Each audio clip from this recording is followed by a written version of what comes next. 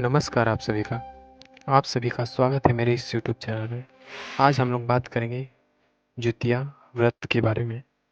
आखिर ये व्रत क्यों किया जाता है, इसकी पूजा की विधि क्या है, और आखिरी में हम एक कहानी भी सुनाएंगे जो कि है जितिया व्रत कथा, ताकि आपको किसी और वीडियो पे जाके भटकना ना पड़े और आपका एक ही वीडियो में पूरा जितिया की बातें संपन्न हो जाए। सबसे पहले बात करते हैं कि ये कहाँ कहाँ व्रत मुख्य रूप से मनाई जाती है। ये मुख्य रूप से बिहार, उत्तर प्रदेश, झारखंड और मध्य प्रदेश में मनाया जाता है। और अब इसकी 7 विशेषताएँ जान लेते हैं और 7 बातें। नंबर 1, तिथि। यह व्रत अश्विन मास की कृष्ण पक्ष की अष्टमी तिथि को किया जाता है। इसका उद्देश्य दूसरी बात उद्देश्य इसका उद्देश्य है पुत्र सहित संतान की दीर्घ आयु और लंबी उम्र के लिए प्रार्थना करना। इसमें माता-पिता अपने बच्चों को लंबी उम्र के लिए कामना करते हैं।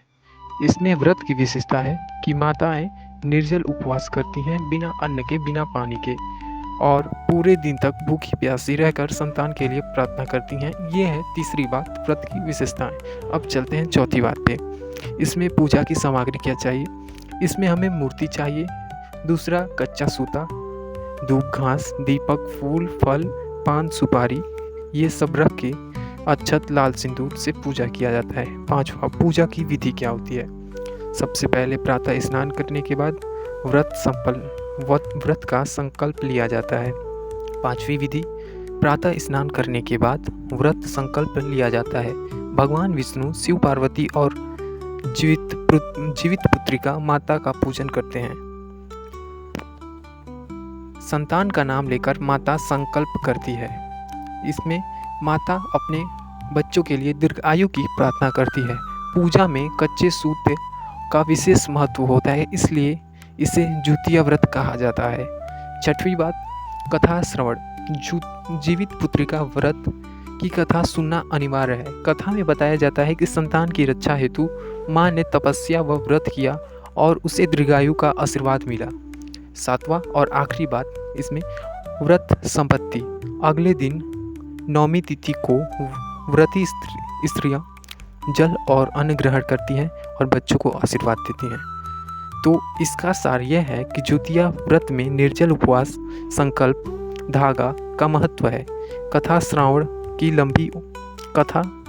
संकल्प और संतान की लंबी उम्र की कामना है। अभी आप वीडियो में बने रहें और लास्ट में ज़रूर सुन के जाएं जितिया व्रत कथा। हाँ, तो स्टार्ट करते हैं जितिया व्रत कथा, वो भी संक्षेप में। तो स्टार्ट करते हैं जितिया व्रत कथा। तो शुरू करते हैं जितिया व्रत कथा, वो भी संक्षेप में। एक बार एक स्त्री के बच्चे बार बार मर जाते थे। वह बहुत दुखी थी।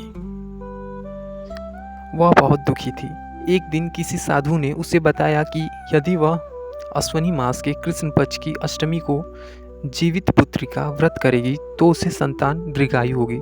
स्त्री ने व्रत किया, निर्जल रहकर पूरी श्रद्धा से माता की पूजा की और कथा सुनी। उसके बाद उसके बच्चे लंबे समय तक जीवित रहे और स्वस्थ हुए। इसलिए कहा जाता है कि इस व्रत को करने वाली माताएं की संतान पर हमेशा माँ जीवित पुत्रिका का आशीर्वाद बना रहता है।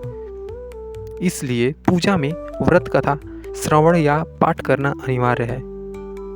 कथा सुनने के बाद ही माता संकल्प करती हैं, जैसे कि मेरा संतान, वैसे ही मेरी संतान की दीर्घ आयु व स्वस्थ रहे।